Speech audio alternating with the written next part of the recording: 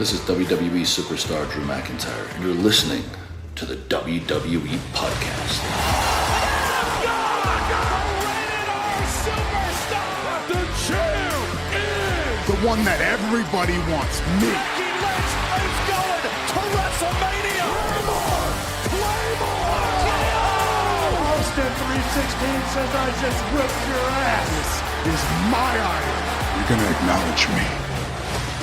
All right, everybody, guys and girls, welcome back to another edition of the SmackDown Review, right here on, you guessed it, the WWE Podcast. I do want to thank you if you are a first-time listener and you somehow stumbled onto this podcast, and this is your first time listening to an episode that we do here. I do want to thank you and tell you that you are in for a treat because this is a damn good one-stop shop for everything WWE and AEW for that matter. So if you're a wrestling fan, then you definitely came to the right place. If you are a regular listener, thank you so much for making this part of your weekly routine. I really cannot thank you enough.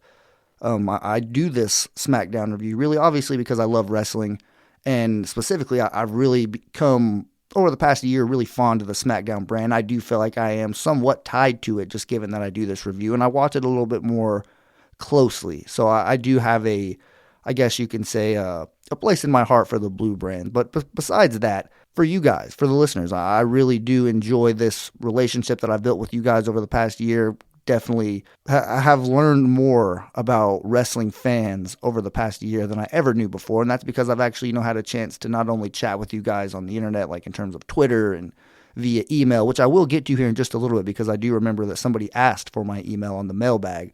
But Twitter, everything like that, getting a chance to chat with you guys on the Discord server, on Patreon, and all that good stuff. Speaking of Patreon, definitely want to subscribe. I'll go ahead and get that out of the way right now. If you want a much better experience listening to this, not only this podcast, but all of the podcasts that we have coming weekly and almost daily, I guess it seems like at this point, but also all of the podcasts that have been done over the past few and, handful of years here on this show. This show's been around for a very long time, so definitely shout out to Matt for that and for giving me this opportunity to sit here and talk to you guys about SmackDown, because that is definitely something that I look forward to doing every single week. But back to my email, Dennis from the mailbag. Shout out to Dennis. I definitely appreciate the kind words, bud. Definitely go a long way with me. And my email. If you don't have Twitter, Instagram, or anything like that, you can definitely find me on my email at slickvic397@hotmail.com. That's SLICKVICK397@hotmail.com. And obviously, for those of you who already know, you can find me on Twitter at Michael5Ritter and on Instagram at MichaelRitter5. So with all that stuff being said and out of the way, I do want to thank you guys once again for listening to the show. It's going to be a good little episode here of the SmackDown review, although the SmackDown itself flew by like it seems like it does every week. I don't know if it's just because I DVR it and I fast forward through the commercial time and any recap that I don't need to see because I watched it the week before. I mean, it really flies by, and for whatever reason, there's always a segment during the show that takes up nearly a quarter of the entire show, just almost 30 minutes. It was the opening segment tonight, and we'll get to that here in just a little bit. Before I talk about the show, I want to give a shout out to Amanda Jin for being in attendance at SmackDown in Norfolk, Virginia. I remember specifically whenever WWE went to Norfolk back in, I don't even know, definitely in the 2004 to 2005 range, and John Cena included Norfolk in one of his raps, in one of when he was still the Doctor of Thugonomics, he included the word Norfolk in one of his raps, and I just remember that it stuck with me all these years, despite never ever going to Virginia or anything like that. I just remember specifically John Cena doing that, so I'm gonna have to go back and look that up and see what he said. And also shout out to DJ Kuzmo celebrating a birthday on Friday, November 13th. Or no, November 12th. Today is the 13th. Sorry, that's when I'm recording this. November 12th was DJ Kuzmo's birthday. So shout out to DJ Kuzmo, longtime loyal listener here on the show, somebody who reaches out to me every week and comments on my SmackDown review and tells me what he thinks, and that's definitely much appreciated. So I definitely can't thank DJ enough for all of his support, not only this podcast but my other podcasts that I have in the football function. So definitely shout out to DJ, man. Appreciate all you do. Shout out to you for getting your license and being able to do all that stuff with your DJ gigs. I know that you're about to open up a new chapter and things are going to go to a whole new level for you yourself, buddy. So definitely shout out to you. But with all that being said, I do think we are good to go ahead and dive into this episode of SmackDown. Like I said, Norfolk, Virginia, November 12th, 2021, opened with Sonya Deville. I was definitely expecting Roman Reigns and them to get into that King Woods stuff early in the show and feature it throughout, but they actually started with the women, and they gave them a good chunk of the time. Like I said, 30 minutes of the show was dedicated to this SmackDown Survivor Series team and all of the drama that ensues here in just a little bit. But before all hell breaks loose, Sonya Deville starts to introduce all of the women individually. There's only 4 of them in the ring, though. It's Shotzi Blackheart, Natalya. Well, I guess just Shotzi now. They're not going to say Blackheart. Nobody says Blackheart anymore. It's just Shotzi. So I'm sure that at some point I will get used to just calling her that. But it's going to be a little bit hard at first. So Natalya, Shayna Baszler, and Aaliyah, one of the new NXT call-ups. Looks like she's getting a little bit of a push, or at least a little bit of airtime and, a valuable role in this whole storyline going on with Ali and Ricochet. We'll get to that here in just a little bit, or I guess later on in the show. Because before any of that happens, after Sonya Deville introduces the women that are in the ring, she introduces the captain of the SmackDown Survivor Series team, which is Sasha Banks. She comes to the ring and she immediately attacks Shotzi Blackheart, or at least she tries to. The women kind of start to try to split them up, and they do a successful job at first until Naomi comes out, and then she goes after Shayna Baszler, and then that's just whenever a brawl just breaks out.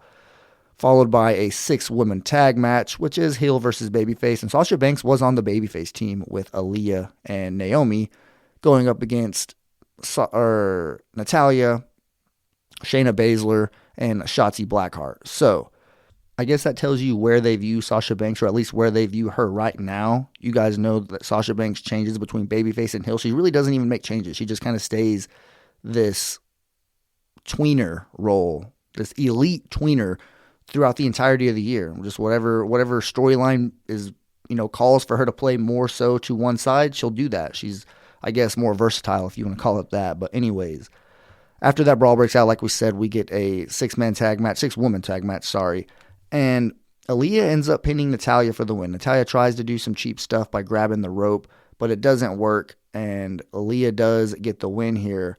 And then after she's extremely excited backstage, Sonya Deville walks up to her and tells her that she is no longer a member of the Survivor Series team, and seemingly because she's Naomi's friend. I mean, she asked her, hey, how long have you known Naomi, or something along those lines. I don't really remember exactly what she said, but so as soon as she answered, Sonya Deville said, all right, interesting. Well, you're no longer on the Survivor Series team. So there is a vacancy on the women's team because Sonya Deville removed it from Aaliyah, and that's definitely one thing that we will touch on here in just a little bit. I kind of alluded to that earlier in the show, talking about Ricochet and Ali, so we'll definitely touch on that here in just a little bit. But we keep things backstage where Kayla Braxton tries to get an interview with Roman Reigns, but he really doesn't even give her the time of day.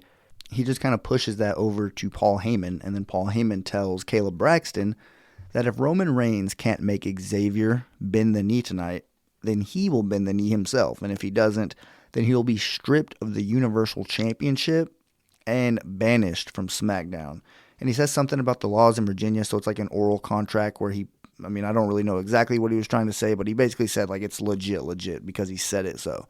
Not a lawyer, so I'm not going to try to go any further into that stuff, but as far as the match goes, Pat McAfee made a reference a little bit later that made sense. He said that it's almost as if Roman Reigns had to raise the stakes himself just so he can get up for the match because it's against King Xavier. It's not for the Universal Championship or anything like that, or just strictly because he feels like Woods isn't on his level, so maybe he just didn't want to overlook him or something along those lines. But we do get this match. It's the main event, and it will close out the show, so we will get there here in just a little bit. But up next, we get a tag team match. Shinsuke and Rick Boogs versus Los Lotharios. This is the name that I couldn't quite catch whenever it was on, or whenever it was mentioned last week, but it was on the Jumbotron this week, so I was able to actually look at it. Definitely can pronounce it properly now. But anyways, this match is not a very long one, despite there being some pretty talented wrestlers. At least 3. We don't really know what Boogs is at this exact moment, but he does hold his own, to say the least. But in terms of Nakamura, Angel Garza, and Humberto Carrillo, those 3 right there can definitely go. But the match doesn't last very long. Los Lotharios win with a nice finish. I don't really know exactly what it's called, but it was like a high-low insecurity type double kick. It looked like something straight out of the Power Rangers. Like someone chops the back of their legs while somebody takes them out on the top. Definitely smooth.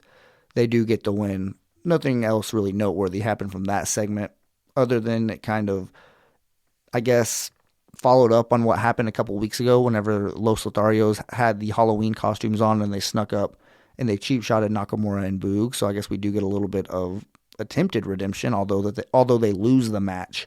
So I guess take that for what it's worth. I don't think this is the end by any means. We'll probably see these teams go at it over the next handful of weeks to somewhat try to even the score, maybe just further the storyline or try to put over Los Lotharios as a tag team here on SmackDown. But I will say they take things backstage, and I really couldn't even focus on what they were talking about. Adam Pearce was there doing something, and this might have been whenever Sami Zayn walked up and talked to him about like kicking Jeff Hardy off the Survivor Series team or something like that, and he does make that match official. That is what happens here in the segment now that I'm thinking about it. But there was like this giant guy standing next to Adam Pearce, and I didn't watch Raw this week. So did I miss something? Like, who is this giant dude? Nobody really alluded to who he was or what he was doing standing there. He was just definitely like a giant dude. So, I mean, I really don't know too much about him. I even asked myself, like, did I miss something earlier in the show or what the hell's going on? Who is this guy? But maybe I'll figure out in coming weeks, or you can contact me at any of those, social medias I mentioned earlier in the show and let me know who this guy is. But another thing I wrote down here, and this definitely seemed a little bit noteworthy, just given everything that that we've talked about over the past few years around Survivor Series time, which is Michael Cole and any announcer saying that this is the one time of year where SmackDown and Raw superstars go head to head.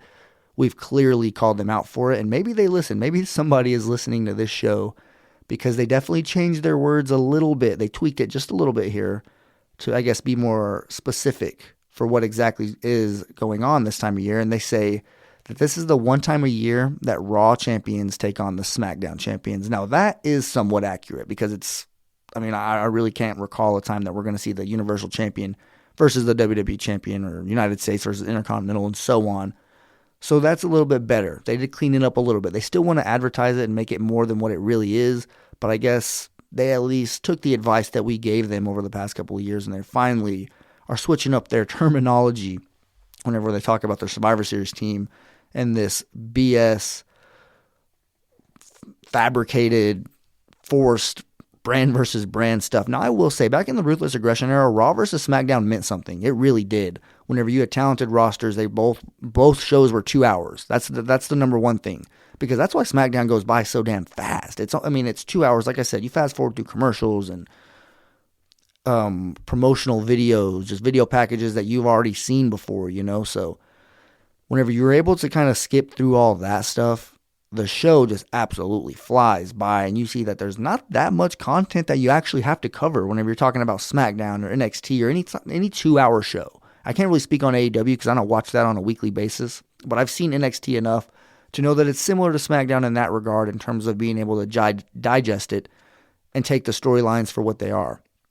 In terms of Raw, it's a lot different. 3 hours long, so the I guess you can say that the playing field isn't narrow anymore, or the playing field isn't level. That's the word I was looking for. The playing field isn't even.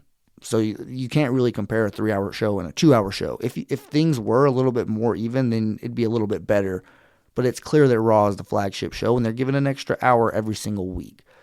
But that's not necessarily a good thing. We've talked about that several times, what that extra hour can do negatively for the show in terms of having to force, even more video packages, even more, stupid segments, things like the 24/7 championship that just are thrown in the show. And I'm not saying that wasn't like a shot at the 24/7 championship. That was anything. It was like a ricochet shot that they took at me, really just trying to say that you have to fill stuff that might not be that entertaining in that third hour, or just you have to make up an extra hour worth of time throughout the show. You could save your good stuff for that third hour, but that means you're going to have, a lackluster show, at least, towards the middle there, maybe in the beginning. I don't really know, but you guys know what I'm trying to say.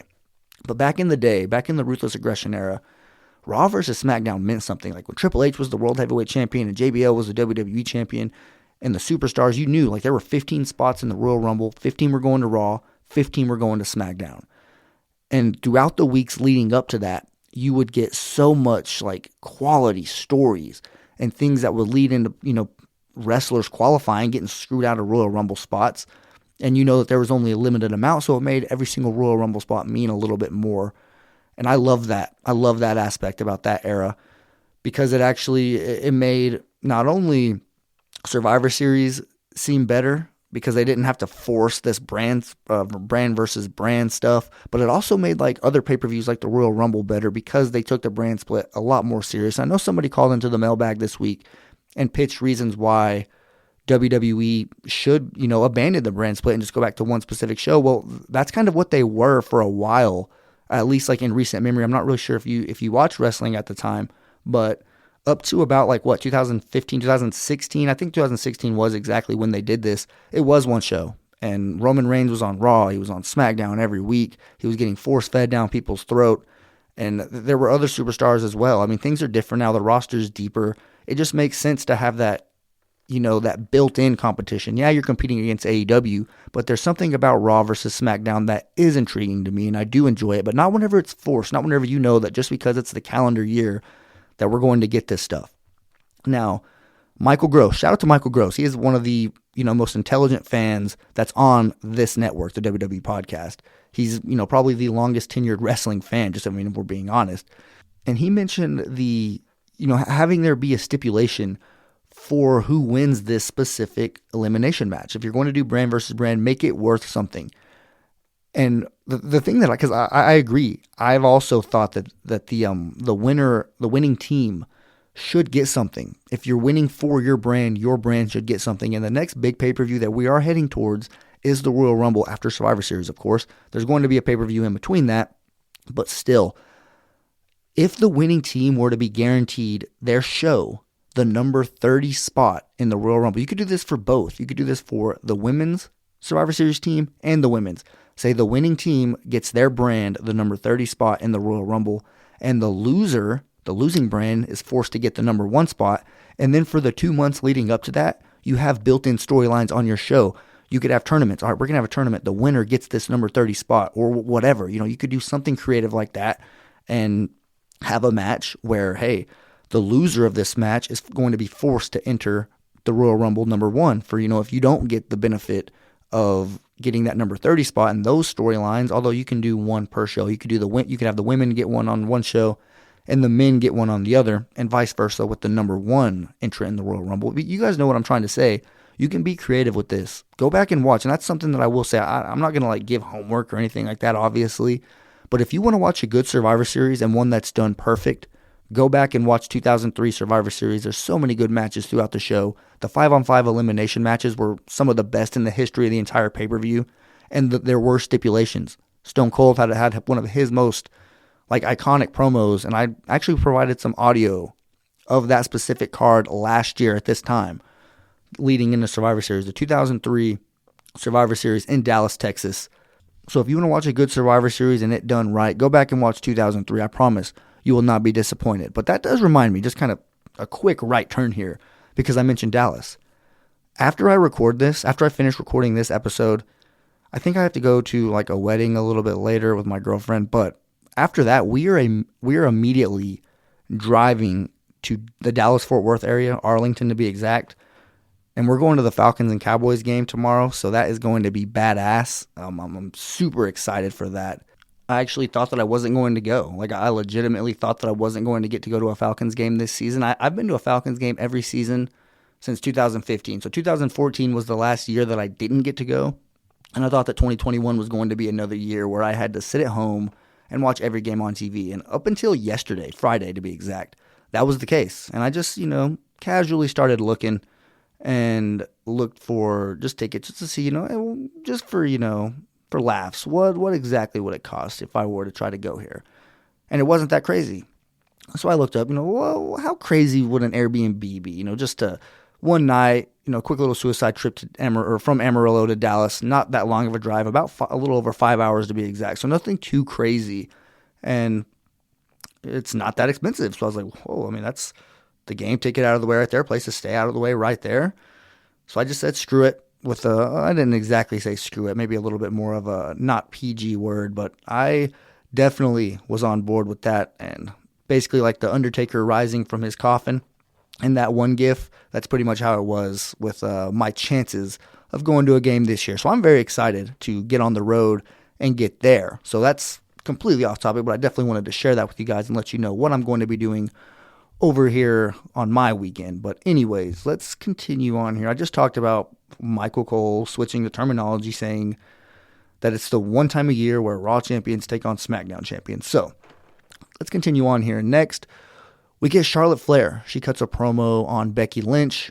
And I feel like in person, or like if you were in the arena similar to Amanda Jin, she actually said the WWE piped in boos, like because the whole crowd was cheering for her, so they must have, edited that and put in some fake crowd noise. I didn't notice. I guess I just heard the boos and thought they were real. So, I mean, good job to them. They fooled the people at home, but you are not going to get one over on Amanda in the crowd. So she says that they were cheering for her, but WWE did not want to paint that picture. And the reason why I felt like this might have been better if you were in person, because at home, her promo seemed a little bit kind of cringy, the way she was trying to force that like Becky uh-oh chant, and just explain what she meant, because as if like the fans wouldn't grasp exactly what she meant and why she was calling her Becky uh-oh, which it did at first. It didn't make sense. I was like, wait, what? I mean, that's not catchy at all. It's not going to catch on. But because it's Charlotte, obviously some of the people in attendance were chanting along with her.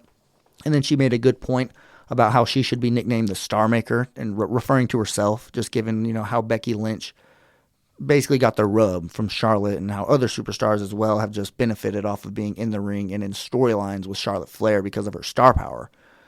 And another women's wrestler who's trying to, I guess, be the more recent or the latest name on that list is Toni Storm. And that's one thing I will say in terms of WWE, one criticism that I have is they're, mismanaging or misbooking with Toni Storm. They brought her up, and I would have understood if they at least tried something with her and it just didn't work, and it flopped, but that's not the case. She has not really gotten an opportunity, and this is like without a doubt, the most important thing that she's ever really done, I guess you can say. I don't really know, did she have a qualifying match for the Queen's Crown tournament? I think she might have, and she probably lost to Zelina Vega. Now that I think about it, I think that was the round one match, was Storm versus Vega, and that was probably her last match. She comes out here and she challenges Charlotte Flair. She calls her out, and she basically calls her bluff about giving opportunities. She says, like, you call yourself the Star Maker and things like that, but you really don't do any of that stuff that you claim you do when you talk about making superstars and giving them opportunities. She says that Becky Lynch gave a match to somebody. I don't really know who it was on Monday Night Raw or whenever. Like I said, I haven't been watching Raw over the past couple of weeks, so that's definitely on me. But when you have two podcasts, and specifically a football podcast this time of year, it is tough to watch this much wrestling, but I definitely find time for SmackDown. But Monday Night Raw sometimes gets the short end of the stick. But she basically gives Becky Lynch credit for actually giving opportunities to women, and she challenges Charlotte, and Charlotte just says absolutely not, and she walks away. So if this does lead to a storyline with Toni Storm getting an opportunity to face Charlotte, do not think she will win, but I would love that. I'm a huge Toni Storm fan. Just everything about her and her character, I absolutely love it, so I definitely would love to see her have an opportunity here with Charlotte Flair and just get the rub, get the spotlight. I mean, she deserves it. I'm tired of her getting a match and then 2 months later getting another match, but sitting at home for 60 days, I mean, that adds up when you do that like 3 times, and that's how you get a gruntled superstar and somebody who's not happy with their current status in the company, and they eventually won out. We'll see what happens with Toni Storm. I definitely do not want to even put that out in the universe, but I'm just glad to see her get a chance here with Charlotte Flair to get a little bit of airtime, I guess you could say. But like we said earlier, we get a match that Adam Pearce made official. The loser will be removed from the SmackDown Survivor Series team, Sami Zayn versus Jeff Hardy. And I'm not going to lie, I thought Sami Zayn was going to win this. They don't really, care about Jeff Hardy and what he's bringing to the company. Sami Zayn's one of the more valuable members of the roster in terms of big picture going forward, without a doubt. And him just kind of getting that longest tenured SmackDown statesman, he's kind of had that thing going for him, and Jeff Hardy really hasn't had much going for him at all. He doesn't really have anything consistent.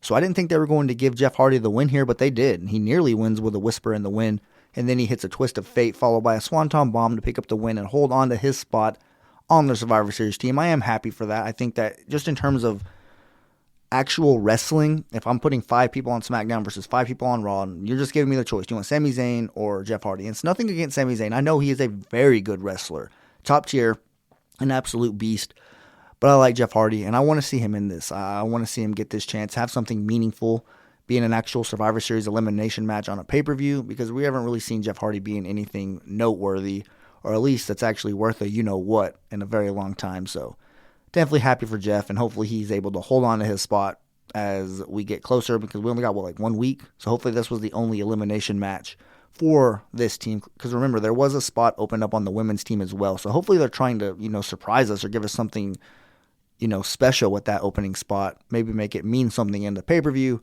and we do get I don't know if you can really consider it a return or anything like that. Maybe a call-up. I don't really know what they would plan to do. Maybe just somebody that we don't expect. I don't really know. They're doing a good job keeping it a secret if they do have something in mind. But continuing on here, we'll talk about that thing that I was mentioning earlier, Aaliyah. How we said she wasn't done. She was approached by Ali backstage while she's quote-unquote on the phone. And you guys know how cringeworthy those things are. Just whenever you're talking about somebody being on the phone and the camera just watching them. Well, that's what was happening with Aaliyah. She was talking about how it's always been her dream to be on the Survivor Series team, and Sonya Deville really screwed her out of it. Well, Ali approaches her. But Ali approaches her, and he starts to kind of do his little, weekly recruitment. I don't really know recruit for what, but he tries to talk to somebody backstage every week. And we really haven't seen him since he made his, questionable comments about why WWE fans boo him a couple of weeks ago. They haven't really touched on that at all. Maybe they got the hint that wasn't a good idea. So we'll see. But anyways, Ricochet comes up, and he interrupts Ali. And he gives her some scripted advice. I mean, this was absolutely the most it was pretty corny. What he said was true. It wasn't wrong or anything like that. Just the way he delivered it and things like that. You could tell it was very scripted. But he talks about how well she performed and how she was in the ring amongst legends in the making, and she was the one who won tonight. So despite being removed from the Survivor Series team, she needed to keep her head up and focus on the big picture, which is she is off to a very good start here on SmackDown. And they kind of just walk away. Ali's pissed off. This is definitely going to lead to a program with Ali and Ricochet. I don't know where. I don't think it's worthy of a pay-per-view just yet. It's barely starting, so definitely don't put it on Survivor Series. Continue on through Survivor Series. Maybe have this be your December pay-per-view after things really heat up. But whatever whatever card, despite it being a pay-per-view or SmackDown, whatever it is, this match will likely be, a candidate for match of the night, no matter who else is on the card. These two just know how to go. Their styles kind of mesh well together, and I think that they'd put on a hell of a show if we do get these two one-on-one in a meaningful match. But continuing on here backstage, we get Jinder Mahal and Shanky. They, I guess, spit fire. I don't really know if you'd call it that. They definitely spit some type of bars here backstage to counter what Hit Row was doing just a little bit ago in this same backstage segment. They had a little bit of, obviously you could actually understand what Hit Row was saying, so it was by default better, but as a segment, in general, I'm just not a fan of this. I really thought that this was probably one of the segments that had Raw written all over it, something that could have been in that, hour of just dead time that we talked about on Monday Night Raw, referenced a little bit earlier, so this just wasn't really, I don't really understand why. Why were these two going back and forth anyway? It's just, they show Hit Row, they have a little rap of their own, and they go to a whole nother room, and the other two guys are Shanky and Jinder Mahal. And Shanky actually, referenced himself as, who was it? Well, Slim Shanky, that's what it was. Yeah, Jinder Mahal called him Slim Shanky, and then he said Ice Shanky several times, just trying to be funny. It was just one of those things that was probably, it sounded better in their head. One of the infamous, the execution did not match well with the game planning, and just overall was not a good little backstage segment here. But we do get another backstage segment here. It's Ridge Holland, and he continues his weekly ball wash of Sheamus. I'm sorry, but that's just basically what it is at this point. He talks about being proud to follow his footsteps and leaving, his country, whatever country it was, or the city might have been actually what he was referring to. But Cesaro approaches him. Now, Cesaro, he has a lot of history with Sheamus. Remember, they were the bar and all that good stuff. These two are legitimate friends in real life. But he approaches Ridge Holland, and he warns him, just says, be careful. Sheamus is a guy that, despite how good of a guy you think he is, when you least expect it, he could very well, turn his back on you. And then Holland tells him, Cesaro that is, that he's taking his place, and that he and Sheamus will have a much more successful run as a tag team than the bar ever did. So I guess, and he did say, and if he doesn't like anything that he's saying right now, then he could say it to Sheamus, because he's going to be there next week.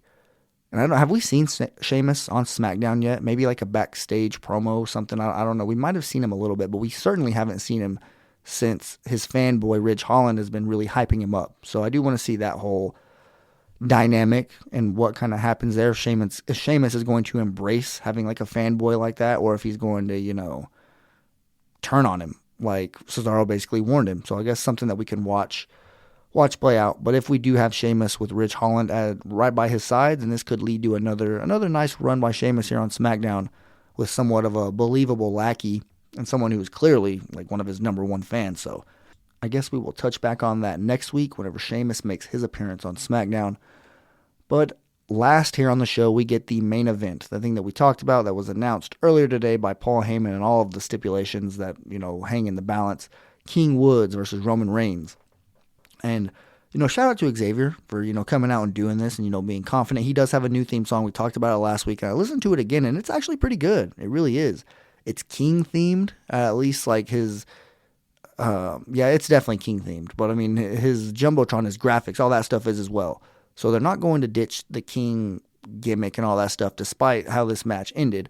But that's one thing I will say is that his song, you could tell, is probably produced by the same people that made Roman Reigns. I mean, just because it's got that same quality of music. They're probably just stepping their game up a little bit when it comes to these entrance songs. So, I mean, maybe we'll start seeing this with every superstar that gets a new song. Maybe it gets that, that A+ treatment.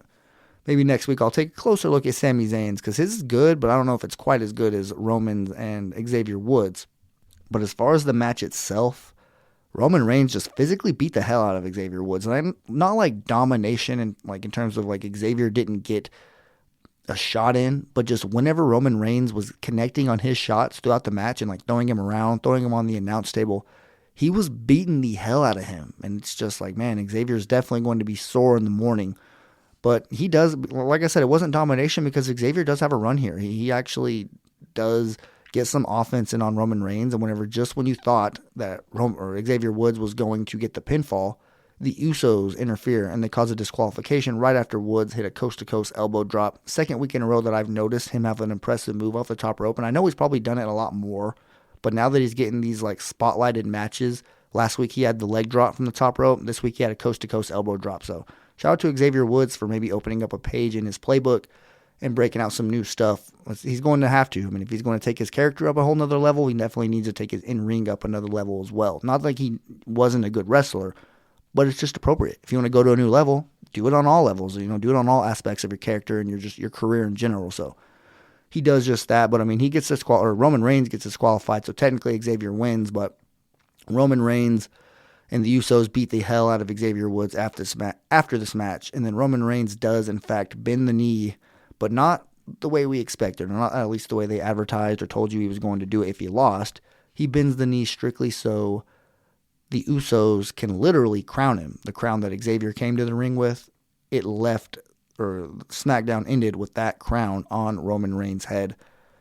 And I don't really know if they're going to just completely flush the King gimmick now, like if they're just going to absolutely say screw it. Like the only reason we had this King of the Ring tournament and built up Xavier Woods and all this stuff was because it's part of the plan to even make Roman Reigns more dominant and to make him have even more on his resume, another notch on his belt. I don't know. If he adds a King to this whole, head of the table stuff, it might be pushing it a little bit in my opinion. Like we don't need everything on Roman Reigns. Like the championship is enough. The Universal Championship is enough. Having the Usos and the Bloodline, Paul Heyman there is enough. We don't need the King of the Ring and the crown on him. If you ask me, I think the crown, all that stuff should just go away. Like the fact that there's two going at the same time, a woman and a man doing it, that's just like, man, come on. But, it is what it is. I'm not like extremely against it. I just wouldn't complain if they got rid of it. And because like I said last week, I'm fine with Xavier Woods and I like what he is doing as a King. I'm not like, completely ruling this being a good run right out the gate. I'm going to give it some time and some, a chance to breathe. But we'll see what happens if next week Xavier comes out with his crown, or if they're going to show him try to get it back. Maybe, I don't know. Roman Reigns is likely going to come out with it next week because I don't see them just doing nothing with this. But I don't know. I've been fooled and I've been wrong before, so this could be another time where I am on the wrong side of those predictions. But anyways, that is the SmackDown review, guys. I hope you enjoyed it. It was, like I said, a pretty quick episode of SmackDown, just how it's been lately. I've just come to expect that these episodes are going to go by fast. So definitely I want to thank you guys for listening to this. I hope that you will do so next week. Hope you all have a great weekend. Like I said, I'm about to hit the road. I'm about to go to Dallas and enjoy an NFL game, the only one I'll be watching this year. Hopefully the Falcons win. But if they don't, then, it is what it is. Hopefully the trip is at least somewhat enjoyable. But let's not even talk about that. Let's just hope that they get the win. We're coming off a big win. Hoping maybe we can get another. I know that you guys probably aren't football fans and you're hoping I'll just shut up right now. But anyways, thank you so much for listening to this show, guys. Walk passionately in the direction of your dreams, and I'll talk to you soon.